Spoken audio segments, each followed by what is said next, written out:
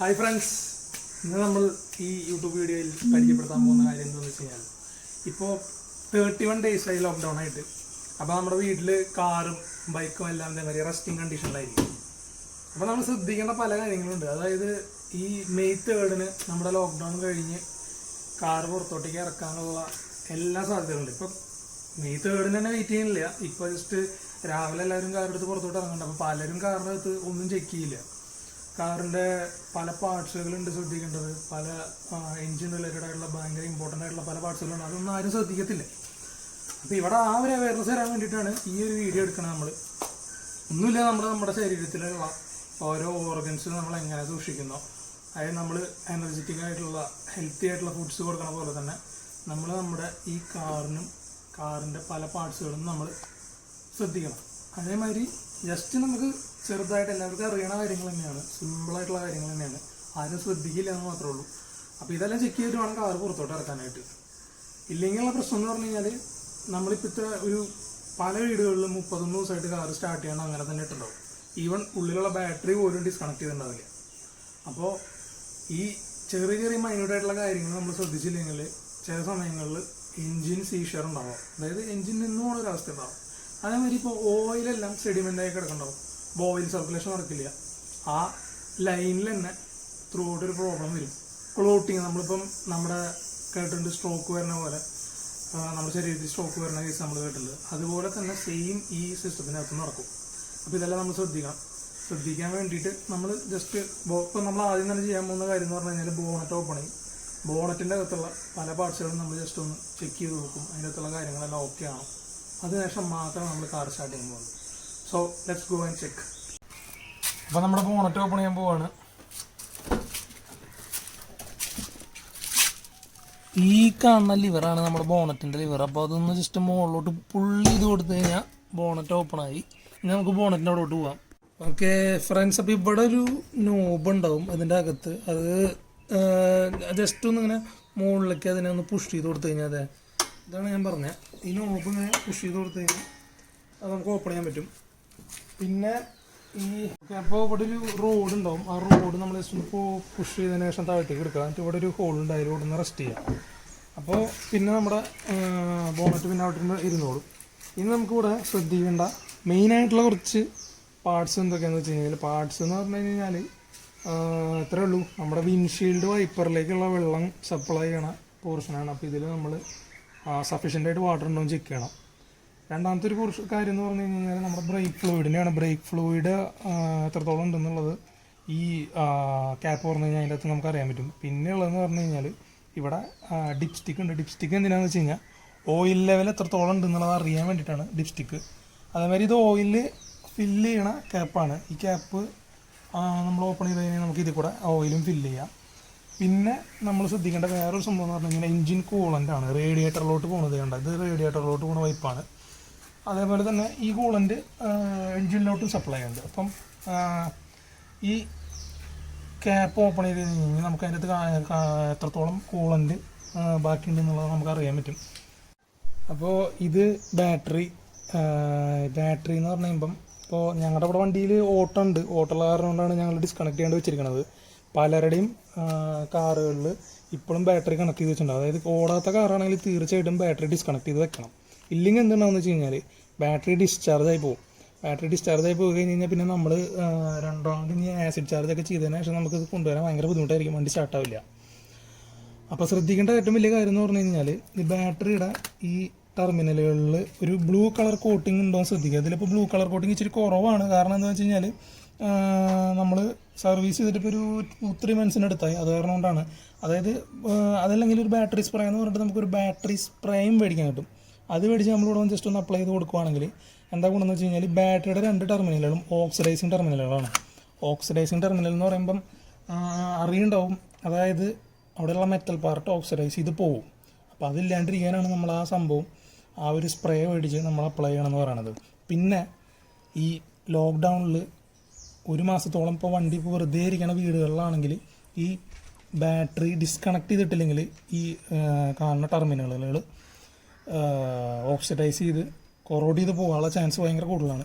അപ്പോൾ അത് നമ്മൾ പറഞ്ഞ പോലെ അത് ഡിസ്കണക്ട് ചെയ്ത് ശ്രമിക്കുക.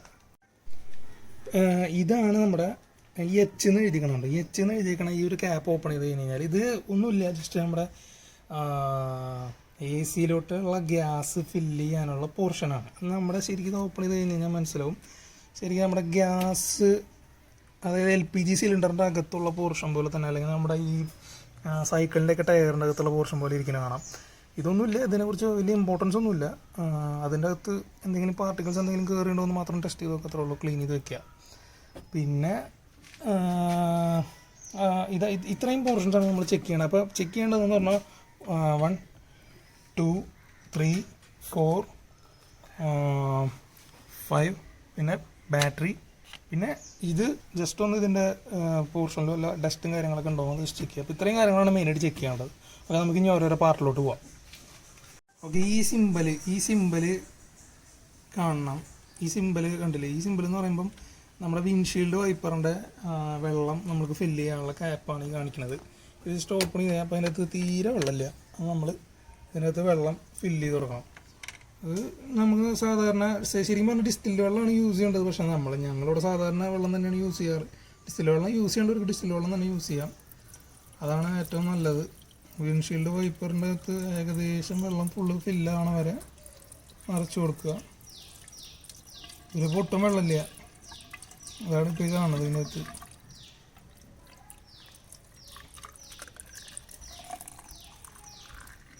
ഓക്കെ, അപ്പോൾ അതായി. ഇതെല്ലാവരും ഇതേമാതിരി തന്നെ ചെയ്യുക. ഇവിടെ ഒരു ഇതിന് താഴെ ഒരു മാക്സിമം ലെവൽ എന്നുള്ളത് കാണിച്ചു നോക്കണ്ട. ഇവിടെ മാക്സിമം ലെവൽ എന്ന് പറഞ്ഞിട്ട് ഒരു പോർഷൻ ഉണ്ട്, അവിടെ വരെ നിറച്ചാൽ മതി. ഫുള്ളായിട്ട് നിറച്ച് സ്പില്ലാക്കണ്ട പുറത്തോട്ട്. അപ്പോൾ വിൻഷീൽഡ് വൈപ്പറിൻ്റെ വെള്ളമായി. Okay, fine. പിന്നെ അടുത്തെന്ന് പറഞ്ഞാൽ നമ്മളിവിടെ വരണം, ഈ കാണുന്നതാണ് dipstick, engine dipstick. Engine dipstick എന്ന് പറഞ്ഞു കഴിഞ്ഞാൽ നമ്മുടെ ഓയിലിൻ്റെ അളവ് അറിയാൻ വേണ്ടിയിട്ടാണ്. ഇത് നമ്മൾ ജസ്റ്റ് ഇങ്ങനെ തിരിച്ചിട്ട് പ്രസ് ചെയ്ത് കൊടുത്തു കഴിഞ്ഞാൽ അത് പുറത്തോട്ട് കിട്ടും. ഇതിങ്ങനെ പുറത്തോട്ട് എടുത്തിട്ട് കംപ്ലീറ്റ് ആയിട്ട് പുറത്തോട്ട് എടുക്കുക. അപ്പോൾ ഇതിൻ്റെ എൻഡ് കാണാം. ഈ എൻഡിൽ നമുക്കൊന്ന് ജസ്റ്റ് ഒന്ന് വൈപ്പ് ചെയ്ത് കൊടുത്തു കഴിഞ്ഞ് കഴിഞ്ഞാൽ നമുക്ക് കറക്റ്റ് ലെവലിനെ കുറിച്ചിട്ട് നമുക്ക് കറക്റ്റായിട്ട് മനസ്സിലാവും. ഇതപ്പോൾ നമ്മൾ ഒരു സാധാരണ നമ്മുടെ ഡ്രൈ ക്ലോത്ത് വെച്ച് നമ്മളിതൊന്ന് വൈപ്പ് ചെയ്ത് കൊടുത്തു. വൈപ്പ് ചെയ്തപ്പോൾ ക്ലീനായി. ഇതിലുള്ള 2 ഗ്രൂവ്സും നമുക്ക് വിസിബിളാണ്. ഇത് മാക്സിമം, ഈ കാണിക്കുന്ന ഗ്രൂവാണ് മാക്സിമം ലെവല്, ഈ കാണിക്കുന്ന ഗ്രൂവാണ് ലോ ലെവല്. അതായത് നമ്മുടെ എൻജിൻ ഫ്ലൂയിഡ് ഇതിൻ്റെ അകത്തായിരുന്നു നിൽക്കുന്നുണ്ടായിരുന്നത്, ഓയിൽ ഇതിൻ്റെ അകത്തായിരുന്നു നിൽക്കുന്നുണ്ടായിരുന്നത്. അപ്പോൾ നമുക്ക് കുഴപ്പമില്ല. ഈ ലോ ലെവലിന് താഴെ പോവുകയാണെങ്കിൽ നമ്മൾ ഒരു മെക്കാനിക്കിനെ വിളിച്ച് ഇതിനകത്ത് എൻജിൻ ഓയിൽ നമ്മൾ ഫില്ല് ചെയ്യണം. മെക്കാനിക്കിനെ വിളിക്കണമെന്നൊന്നുമില്ല, നമ്മൾ തന്നെ ഈ ക്യാപ്പ് ഓപ്പൺ ചെയ്തിട്ട്, ഈ ക്യാപ്പ് അതിന് വേണ്ടിയിട്ടുള്ളതാണ്. ഈ ക്യാപ്പ് ഓപ്പൺ ആക്കിയിട്ട് അതിൻ്റെ അകത്ത് നമ്മൾ എൻജിൻ ഓയിൽ ഫില്ല് ചെയ്ത് കൊടുത്താൽ മതി. ഇപ്പോൾ കാസ്ട്രോൾ അല്ലെങ്കിൽ സെർവോ ആയിരിക്കും മിക്കവാറും യൂസ് ചെയ്യുന്നുണ്ടാവുക. അത് നമ്മളിത് ഓപ്പൺ ആയിട്ട് ഇതിൻ്റെ അകത്ത് ഫില്ല് ചെയ്ത് കൊടുത്താൽ മതി. അപ്പോൾ ശ്രദ്ധിക്കേണ്ടതെന്ന് പറഞ്ഞു കഴിഞ്ഞാൽ ഇത് പുറത്തോട്ട് എടുത്തു കഴിഞ്ഞാൽ ഇത് നമ്മൾ എൻ്റെ എന്ന് പറഞ്ഞു കഴിഞ്ഞാൽ ഒരു ഡ്രൈ ക്ലോത്ത് ഉണ്ട് ഇതിന് വേണ്ടി. ഓക്കെ, അപ്പോൾ ഇത് നമ്മൾ വൈപ്പ് ചെയ്യേണ്ടതെന്ന് പറഞ്ഞു കഴിഞ്ഞാൽ സാധാരണ നമ്മുടെ ഏതെങ്കിലും ഒരു ക്ലോത്ത് വെച്ചിട്ട് നമുക്ക് വൈപ്പ് ചെയ്യാൻ പാടില്ല. നമ്മൾ ഇതിന് വേണ്ടി സ്പെഷ്യലായിട്ടൊരു തുണി നമ്മുടെ കാറിനകത്ത് എവിടെയെങ്കിലും സൂക്ഷിച്ച് വെക്കുക, എന്നിട്ട് അത് വെച്ച് വേണം വൈപ്പ് ചെയ്യാൻ. അപ്പോൾ ഞാൻ പറഞ്ഞു ഈ 2 ഗ്രൂവ്സാണ് നമ്മൾ മെയിനായിട്ട് ശ്രദ്ധിക്കേണ്ടത്. ഇത് ഹൈ ലെവൽ, ഇത് ലോ ലെവൽ. അപ്പോൾ ഇതിൻ്റെ ഇടയിലാണെങ്കിൽ കുഴപ്പമില്ല. ഇത് ഫുള്ളാണെങ്കിൽ പിന്നെ നമ്മൾ എൻജിൻ ഓയിലിനെ കുറിച്ച് ബോധർ ചെയ്യേണ്ട കാര്യമില്ല. നമ്മൾ ഈ ഒരു മിഡിൽ ലെവലിൽ താഴോട്ട് പോകുമ്പോൾ മാത്രമാണ് നമ്മൾ ശ്രദ്ധിക്കേണ്ടത്. എൻജിൻ ഓയിൽ നമ്മൾ ഫില്ല് ചെയ്യാൻ ഒരിക്കലും മറക്കരുത്. കാരണം എൻജിൻ ഓയിൽ ഈ ലോ ലെവലിന് താഴെ പോയി കഴിഞ്ഞാൽ എൻജിൻ ഷീസർ സംഭവിക്കും. അതായത് എൻജിന് എന്താ പറയുക, സ്റ്റക്ക് ആവാൻ ചാൻസ് ഉണ്ട് ഓടുന്നതിൻ്റെ ഇടയിൽ. പിന്നെ അല്ലെങ്കിൽ ഓവർ ഹീറ്റഡ് ആയിട്ട് പോകാനുള്ള ചാൻസ് ഉണ്ട്. അപ്പോൾ നമ്മുടെ ഓട്ടോമാറ്റിക്കായിട്ട് അകത്തുള്ള പാനലിൽ ടെമ്പറേച്ചർ ലെവൽ കൂടും. അപ്പോൾ അതൊക്കെ കണ്ടു കഴിഞ്ഞാൽ നമുക്ക് മനസ്സിലാക്കാൻ നമ്മുടെ എൻജിൻ ഓയിലിൻ്റെ ആവശ്യം ഉണ്ടെന്നുള്ളത്. പിന്നെ വേറൊരു കാര്യം കൂടെ ശ്രദ്ധിക്കേണ്ടതെന്ന് പറഞ്ഞു കഴിഞ്ഞാൽ ഇതേപോലെ തന്നെ തിരിച്ച് അതിനകത്തോട്ട് കയറ്റി വെച്ച് നമ്മൾ ഒന്ന് തിരിച്ചു കൊടുത്തു കഴിഞ്ഞാൽ അതോട്ട് ഇരുന്നോളൂ. അതവിടെ ടൈറ്റായിട്ടിരിക്കണം. പിന്നെ ഈ ക്യാപ്പ് നമ്മൾ ഓൾറെഡി പറഞ്ഞു, അത് എൻജിൻ ഡിപ്പാണെങ്കിൽ രണ്ടിനും ഒരേ കളറാണ്, യെല്ലോ കളറാണ് കൊടുത്തിരിക്കുന്നത്. അത് എൻജിൻ ഡിപ്സ്റ്റിക്ക് ആണെങ്കിൽ ഇത് എന്തായാലും തീർച്ചയായിട്ടും ഇത് ഓയിലിൻ്റെ ഫില്ലിംഗ് ക്യാപ്പായിരിക്കും. അങ്ങനെ നമുക്ക് അതിനെ ഐഡൻറ്റിഫൈ ചെയ്യാം, സിമിലാരിറ്റി ഉള്ള കാരണം കൊണ്ട്. അപ്പം എൻജിൻ ഓയിൽ ഇത് ഓപ്പൺ ചെയ്തിട്ട് നമുക്ക് തന്നെ നിറച്ച് കൊടുക്കാവുന്നുള്ളൂ, എല്ലാവർക്കും നിറച്ച് കൊടുക്കാം. അപ്പോൾ ലെവല് നോക്കുക. ലെവല് നോക്കിയതിന് ശേഷം തീർച്ചയായിട്ടും എന്തിനേക്കാളും ഇമ്പോർട്ടൻസ് ഇതിന് വേണം കൊടുക്കാൻ. കാരണം എൻജിൻ ഓയിൽ നമ്മുടെ ലോ ലെവലിന് താഴെയാണ് നിൽക്കണമെന്ന് വെച്ച് കഴിഞ്ഞാൽ വളരെ അപകടകരമാണ്. കാരണം എൻജിൻ ഓയിൽ ഇല്ലാണ്ട് നമ്മൾ എൻജിൻ നമ്മൾ കുറച്ച് ദൂരം റൺ ചെയ്ത് കഴിഞ്ഞ് കഴിഞ്ഞാൽ ഓട്ടോമാറ്റിക്കായിട്ട് എഞ്ചിൻ ആ ഒരു ലോക്ക്ഡൗൺ സ്റ്റേറ്റിലേക്ക് എത്താം. പിന്നെ ഇതിൻ്റെ അകത്ത് വേറൊരു കാര്യം കൂടെ ഉണ്ട്. ഈ ഓയിൽ കുറേ കാലമായിട്ട് റണ്ണിങ് ചെയ്ത് വരുമ്പം അതിൻ്റെ അകത്ത് സെഡിമെൻറ്റേഷൻ സംഭവിക്കും. സെഡിമെൻറ്റേഷൻ എന്ന് പറഞ്ഞു കഴിഞ്ഞാൽ ഈ എൻജിൻ സിലിണ്ടറും അതിൻ്റെ സൈഡിലുള്ള ഭാഗങ്ങളൊക്കെ ഈ ഹൈ ടെമ്പറേച്ചറിൽ റൺ ചെയ്യുമ്പം ഇപ്പോൾ ഈ ഇതിൻ്റെ അകത്ത് എൻജിൻ ഉണ്ടാവും. എൻജിൻ്റെ അകത്തുള്ള സിലിണ്ടറിൻ്റെ സൈഡിലുള്ള പോർഷൻസ് എല്ലാം ഹൈ ടെമ്പറേച്ചറിൽ റൺ ചെയ്യുമ്പം അതിൻ്റെ അകത്തുനിന്ന് ഓട്ടോമാറ്റിക്കായിട്ട് പാർട്ടിക്കിൾസ് ഡെവലപ്പ് ചെയ്യും. പാർട്ടിക്കിൾസ് എന്ന് പറഞ്ഞു കഴിഞ്ഞാൽ നമുക്കറിയാം ഒരു സംഭവം നമ്മൾ ചൂടാക്കി വരുമ്പോൾ അതിൻ്റെ സൈഡിൽ കരിയും പുകയും അതുപോലെ എന്തെങ്കിലുമൊക്കെ സൂട്ടും പാർട്ടിക്കിൾസൊക്കെ ഉണ്ടാവും. അതേമാതിരി തന്നെ ഈ എഞ്ചിൻ ഓയിലിലേക്ക് ഇതിൻ്റെ സൈഡിൽ നിന്നെല്ലാം പാർട്ടിക്കിൾസ് വരും. പാർട്ടിക്കിൾസ് വരുമ്പോൾ ആ പാർട്ടിക്കിൾസിൻ്റെ സെഡിമെൻറ്റേഷൻ ഓയിൽ സമ്പിലുണ്ടാവും. അപ്പോൾ നമ്മൾ ഓയിൽ എത്രത്തോളം ക്വാളിറ്റി ഉണ്ട്, ഓയിലിന് എത്രത്തോളം ക്വാളിറ്റി ഉണ്ടെന്നുള്ളത് നമ്മൾ ചെക്ക് ചെയ്യണം. ഓയിലിൻ്റെ ക്വാളിറ്റി ഭയങ്കര കുറവാണെങ്കിൽ നമ്മളൊരു മെക്കാനിക്കിനെ വിളിച്ച് ഓയിൽ സമ്പ് കംപ്ലീറ്റ് ആയിട്ട് അഴിച്ച് ഓയിൽ കംപ്ലീറ്റ് റിമൂവ് ചെയ്ത് പുതിയ ഓയിൽ നിറയ്ക്കണം. സർവീസിൽ ചെയ്തോളും. പക്ഷേ ഇത് എല്ലാവരും ജസ്റ്റ് സർവീസിന് കൊണ്ട് കൊടുത്തിട്ട് നമ്മളിത് ചെക്ക് ചെയ്യേണ്ടിരിക്കാറാണ് പതിവ്. അപ്പോൾ എല്ലാവരോടും ജസ്റ്റ് പറഞ്ഞെന്ന് മാത്രം ശ്രദ്ധിക്കേണ്ട വളരെ ഇമ്പോർട്ടൻ്റ് ആയിട്ടുള്ളൊരു കാര്യമാണ്. അത് കഴിഞ്ഞാൽ പിന്നെ നമ്മളിനി അടുത്ത മെയിനായിട്ട് ശ്രദ്ധിക്കേണ്ട ഇമ്പോർട്ടൻ്റ് ആയിട്ടുള്ള ഒരു പോർഷനാണ് ഈ പറഞ്ഞ കൂളൻ്റ്.